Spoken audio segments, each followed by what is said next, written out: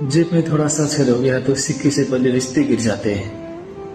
रात परेपछि आफ्नो छायाले पनि साथ छोड्छ भन्छन्। त्यस्तै जस्तो जब कुनै समस्या आइपर्छ, समय राम्रो चल्दैन, तब आफ्नो नजिक भएका वरिपरि भएकाहरूले पनि छोडेर जान्छ र नयाँ कोही आउने त कुरै भएन। यस्तो अवस्थामा समस्या हो यो, तर आत्तिनु हुँदैन।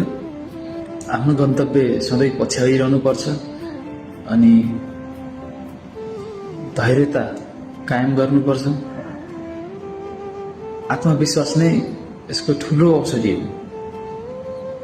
जब भोलि फेरि ती दिनहरू फर्केर आउँछ, तपाईँ सफलताको उचाइमा पुग्नुहुन्छ, तब फेरि त्यो भिड तपाईँको सामने आउनेछ र त्योभन्दा ठुलो भिड बनाउन सक्नुहुनेछ। त्यसैले आफ्नो गोल के हो त्यसमा अडिग रहेर सङ्घर्ष जारी राख्नुहोस्, तपाईँको सफलता फेरि फर्केर आउनेछ।